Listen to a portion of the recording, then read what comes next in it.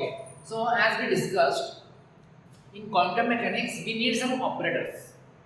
In quantum mechanics, position is also an operator, momentum is also operator, energy is also operator. Whatever you know, whatever physical variable you know, all are operators in quantum mechanics.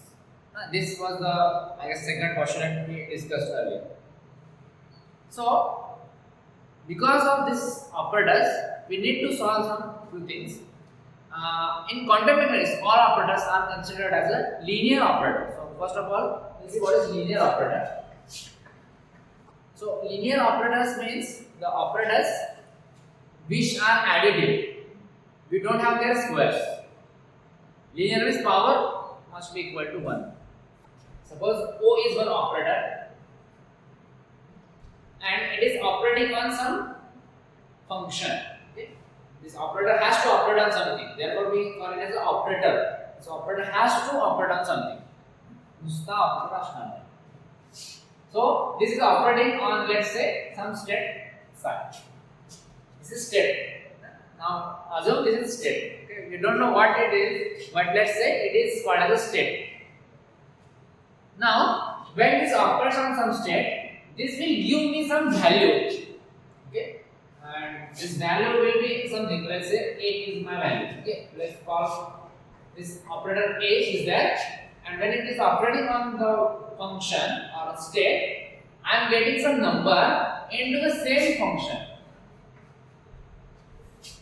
Okay? So, this is a property of a linear operator. Power is always equal to 1. We don't square the operator in any of the quantum mechanical variables. Okay, we don't square.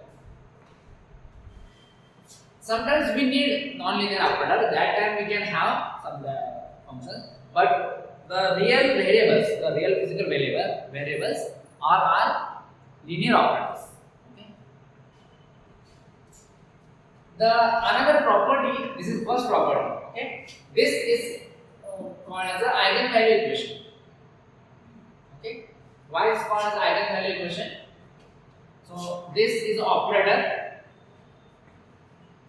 and this, okay, state is not operator. Okay? State is column matrix. No, it is a vector. So this is a state vector. This is the same state vector is there, and this A is called as the eigenvalue of this operator.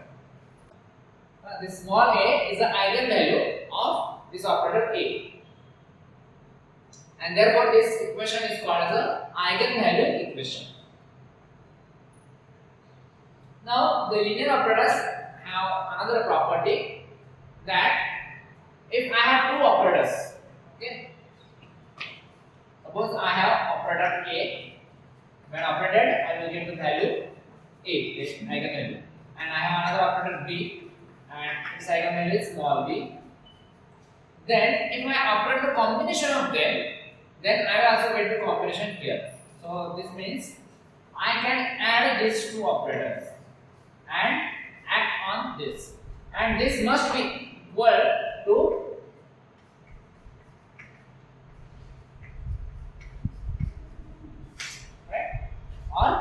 in this terms, you can say this must be equal to A plus B, or in this term, here I will write again.